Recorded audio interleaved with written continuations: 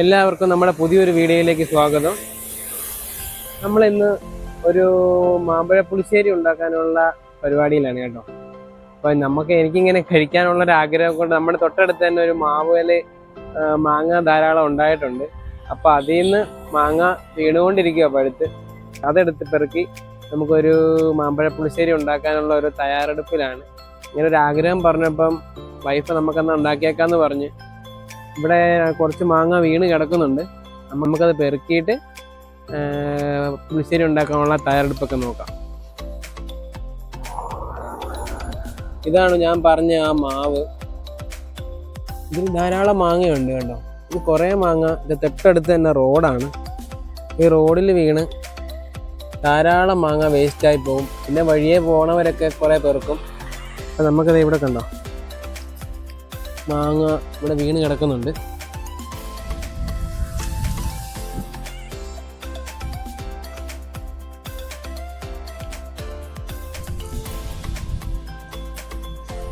ഇവിടെ ഇങ്ങനെ കുറേ മാങ്ങ കിടക്കുന്നുണ്ട്. നല്ലപോലെ പഴുത്ത മാങ്ങയാണ്. ഇതൊക്കെ നമുക്ക് ഓരോന്ന് പെറുക്കാം. ഇവിടെയൊക്കെ നോക്കിയാൽ കാണാം ധാരാളം മാങ്ങ ഇനി കിടക്കുന്നുണ്ട്. ഇതെല്ലാം ഇനി പഴുത്ത് പതുക്കെ വീഴും. ആരും കയറി പറിക്കാറൊന്നുമില്ല. കുറേ മാങ്ങ കിടക്കുന്നുണ്ട്. കഴിഞ്ഞ വർഷം ഈ മാവിൽ മാങ്ങയൊന്നും ഉണ്ടായില്ലായിരുന്നു.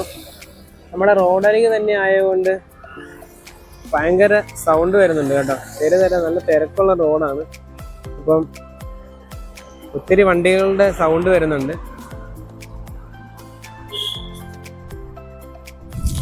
കുറേ മാങ്ങ ഇവിടെ ചീത്തയായിട്ട് കിടക്കുന്നുണ്ട്.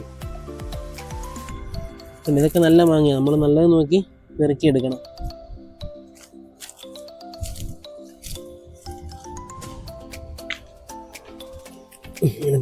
കുറേ മാങ്ങ പെറുക്കി വെക്കാം. ഇതൊക്കെ വീണിട്ട് പൊട്ടിയിരിക്കുക. പൊട്ടിയ മാങ്ങ നമ്മൾ ഉപയോഗിക്കുന്നില്ല, നല്ലത് മാത്രമേ എടുക്കുന്നുള്ളൂ. നമ്മളിന്ന് ഉണ്ടാക്കാൻ പോകുന്നത് മാമ്പഴ പുളിശ്ശേരിയാണ്. ഇത് ഉണ്ടാക്കുന്നതിന് നമ്മൾ എടുത്തേക്കുന്ന മാങ്ങയാണിത്. ഈ മാങ്ങയുടെ പേര് കറക്റ്റായിട്ട് എനിക്ക് അറിയത്തില്ല. വീഡിയോയിൽ ഞാൻ ഡിസ്ക്രിപ്ഷനിൽ ഒന്നും അത് ആഡ് ചെയ്യാം ഏതാണ് ഈ മാങ്ങ വെറൈറ്റി എന്നുള്ളത്. ആദ്യം നമ്മൾ ഈ മാങ്ങ നന്നായിട്ട്, ഇത് ഞാനിപ്പോൾ മാങ്ങ ഏതാണെന്ന് കാണിക്കാൻ വേണ്ടി വെച്ചിരിക്കുന്നതാണ്. ഉണ്ടാക്കാനായിട്ടുള്ള മാങ്ങ ഞാൻ നന്നായിട്ട് കഴുകിയിട്ട് അതിൻ്റെ തൊലി കളഞ്ഞിട്ട് വെച്ചിട്ടുണ്ട്. തൊലി കളഞ്ഞ് കുറച്ച് അതിൻ്റെ തൊലി കുറച്ച് തൊലി കളഞ്ഞ് ആ തൊലിക്കകത്ത് കുറച്ച് വെള്ളം ഇട്ട് പിഴിഞ്ഞിട്ട് ആ വെള്ളം കൂടെ ഒഴിച്ചിട്ടാണ് ഇപ്പോൾ വെച്ചിരിക്കുന്നത്. ഇനി ഈ തൊലി കളഞ്ഞ് വെച്ചേക്കുന്ന മാങ്ങയ്ക്കകത്ത് നമ്മൾ കുറച്ച് മഞ്ഞൾപ്പൊടി, കുറച്ച് മുളക് പൊടി, പച്ചമുളക് എരിവിന് ആവശ്യത്തിനുള്ള, അതായത് പച്ചമുളകിൻ്റെ എരിവ് നോക്കിയിട്ട് വേണം പച്ചമുളക് ഇടാൻ വേണ്ടിയിട്ട്. എത്ര പച്ചമുളക്, ഞാൻ മിനിമം ഒരു 5 എണ്ണം ഇടാമെന്ന് വിചാരിക്കുന്നത് ഇവിടുത്തെ പച്ചമുളക് വെച്ചിട്ട്. അപ്പോൾ അത്രയും വെച്ചിട്ട് മാങ്ങ ഒരു 15 മിനിറ്റോളം നന്നായിട്ട് വേവിച്ചെടുക്കണം.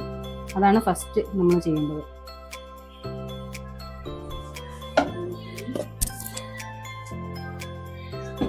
നമ്മൾ മഞ്ഞൾപ്പൊടി ഇട്ടിട്ടുണ്ട്, ഒരു 1/2 സ്പൂണാണ് ഇട്ടിരിക്കുന്നത്. അതുപോലെ തന്നെ മുളക് പൊടിയും ഒരു 1/2 ടീസ്പൂൺ ഇട്ടാൽ മതി.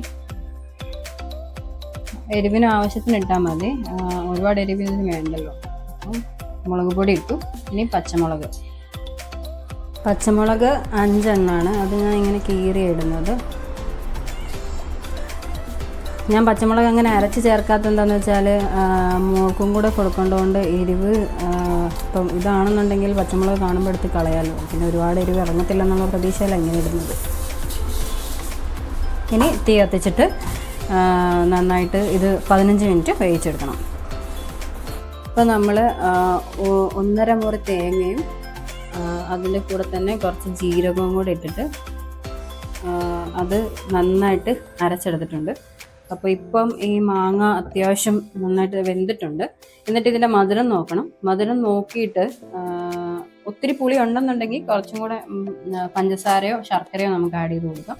ഞാനിപ്പോൾ ഇതിനകത്ത് 2 സ്പൂൺ പഞ്ചസാരയാണ് ആഡ് ചെയ്യാൻ പോകുന്നത്. പഞ്ചസാര ആഡ് ചെയ്യാൻ പോവാം. അപ്പോൾ അത് ആഡ് ചെയ്തതിന് ശേഷം നമുക്ക് ഈ അരച്ച തേങ്ങ ഒന്ന് ഇളക്കിയതിന് ശേഷം അരച്ച തേങ്ങ അതിനകത്തോട്ട് ഇട്ട് കൊടുത്ത് നന്നായിട്ടൊന്ന് വേവിച്ചെടുക്കാം.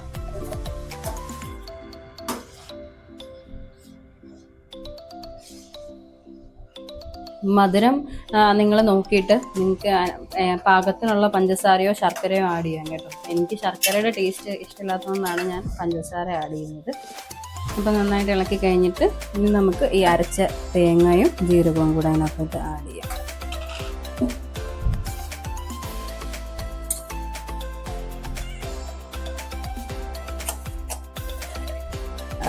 ചില ആളുകൾ ആദ്യം തൈര് ആഡ് ചെയ്തിട്ട് നന്നായിട്ട് ഇളക്കിയിട്ട് തേങ്ങ ഇടുന്നവരുണ്ട്. ചിലവർ നേരെ തിരിച്ചാണ്, ആദ്യം തേങ്ങ ഇട്ടിട്ട് പിന്നെയാണ് തൈര് ഇടുന്നത്. എനിക്കിപ്പോൾ തൈര് ആഡ് ചെയ്താൽ ഇത് തിളച്ച് കഴിഞ്ഞാൽ പിന്നെ പിരിഞ്ഞ പോലെ ആവും. അതാണ് ഞാൻ ആദ്യം തേങ്ങ ഇട്ട് നന്നായിട്ട് തിളച്ച് കഴിഞ്ഞിട്ട് പിന്നെ തൈര് ഇടാമെന്ന് വിചാരിച്ചത്. ഇത് നന്നായിട്ടൊന്ന് തേങ്ങയുടെ ഇതൊക്കെ പച്ച ഇതൊക്കെ മാറിക്കഴിഞ്ഞ് നന്നായിട്ടൊന്ന് ഇളക്കിയിട്ട് ഒരു 5 മിനിറ്റ് കൂടെ വേണമെങ്കിൽ ഒന്നുകൂടെ ഒന്ന് തിളപ്പിക്കാം. ഞാൻ ഈ തേങ്ങ അരച്ച സമയത്ത് കുറച്ച് ഉപ്പിട്ടിട്ടുണ്ടായിരുന്നു. കുറച്ചും കൂടെ ഉപ്പ് ഞാൻ മധുരം ബാലൻസ് ചെയ്യാൻ വേണ്ടിയിട്ട് ഇട്ടിട്ടുണ്ട്. അത് നിങ്ങളുടെ ആവശ്യത്തിനുള്ള ഉപ്പ് എത്രയാണോ അത് നിങ്ങൾ ഇടുക.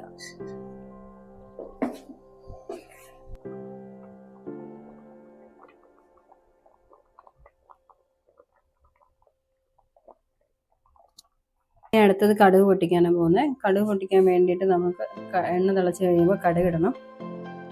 പിന്നെ അതിനുശേഷം ഈ ഉള്ളി, ചെറിയ ഉള്ളി, വറ്റൽമുളക്, പിന്നെ കറിവേപ്പില, ഇത്രയും കാര്യങ്ങളാണ് നമ്മൾ കടുക് പൊട്ടിക്കാൻ വേണ്ടി ഇടുന്നത്.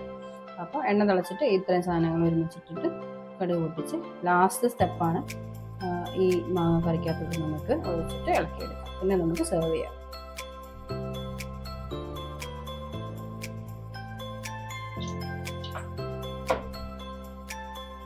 ഇടുവാണ്. കടുക് ഇത്രയാണ് എടുക്കുന്നത്.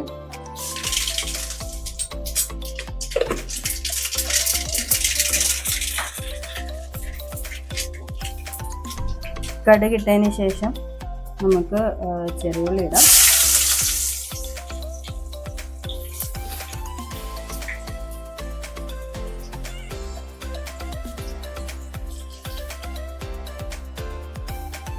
ഇതിന് ശേഷം ഇപ്പം നമ്മൾ അത്യാവശ്യം മാങ്ങയും തേങ്ങ അരപ്പും എല്ലാം ഇട്ടത് നന്നായിട്ട് തിളച്ച് അത്യാവശ്യം വെന്തിട്ടുണ്ട്.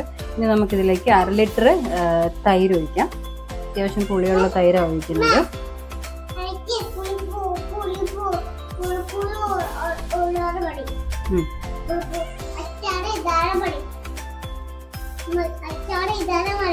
Okay okay. പുളി 1/2 ലിറ്റർ തൈരായിപ്പോൾ ഒഴിച്ചിരിക്കുന്നത്. എന്നിട്ട് നമ്മൾ ഈ മാങ്ങ കറി അത്യാവശ്യം ഒത്തിരി തിളച്ചിങ്ങനെ വരാത്ത രീതിയിൽ ഇളക്കുക. പിന്നെ നമ്മൾ തൈര് ഒഴിക്കുമ്പം റൂം ടെമ്പറേച്ചറിലുള്ള തൈര് വേണം ഒഴിക്കാനായിട്ട്, അല്ലെങ്കിൽ ഇത് പെട്ടെന്ന് പിരിഞ്ഞു പോവും. തൈര് ഒഴിച്ചതിന് ശേഷം നമ്മൾ നിർത്താതെ ഇങ്ങനെ ഇളക്കി കൊടുക്കണം. ഒരു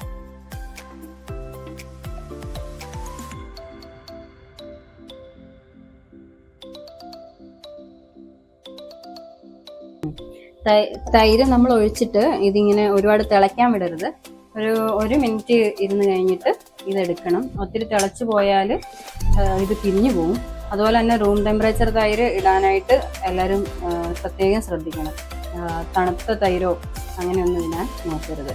പിന്നെ ഇതിൻ്റെ ടേസ്റ്റ് നോക്കുക. മധുരം വേണമെന്നുണ്ടെങ്കിൽ മധുരത്തിനനുസരിച്ച് പഞ്ചസാരയോ എന്താണെന്ന് വെച്ചാൽ ആഡ് ചെയ്ത് കൊടുക്കാം. ഉപ്പ് വേണമെങ്കിൽ ഉപ്പും നിങ്ങളുടെ ടേസ്റ്റിനനുസരിച്ചിട്ട് ആഡ് ചെയ്ത് കൊടുക്കാം.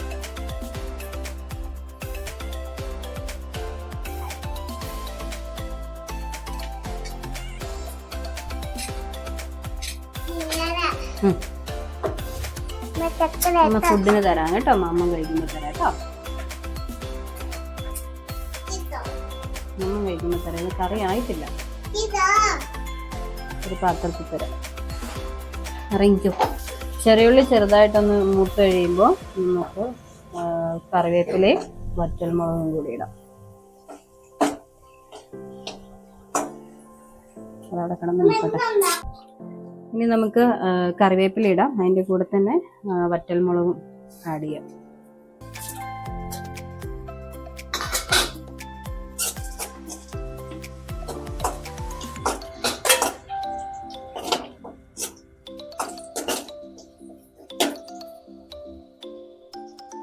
മുളക് താളിച്ചതിനകത്ത് 1 നുള്ളു ഉപ്പും കൂടെ ഞാൻ ഇടുന്നുണ്ട്.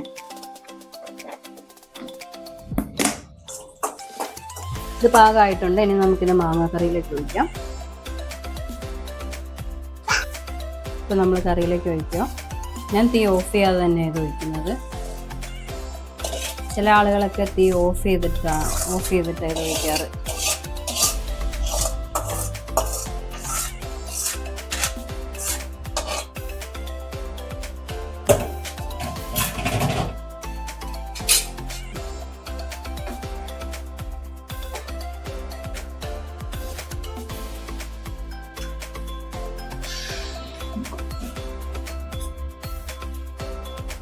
അപ്പോൾ നമ്മുടെ ടേസ്റ്റി ആയിട്ടുള്ള മാമ്പഴ പുളിശ്ശേരി ഇവിടെ റെഡി ആയിട്ടുണ്ട്.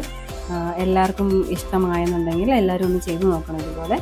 അതുപോലെ തന്നെ നമ്മുടെ ഈ വീഡിയോ ഇഷ്ടമായെങ്കിൽ ചാനലൊന്ന് ലൈക്ക് ചെയ്യാനും ഷെയർ ചെയ്യാനും സബ്സ്ക്രൈബ് ചെയ്യാനും മറക്കരുത്. അടുത്ത വീഡിയോയിലേക്ക് കാണുന്നിടം വരെ ബൈ.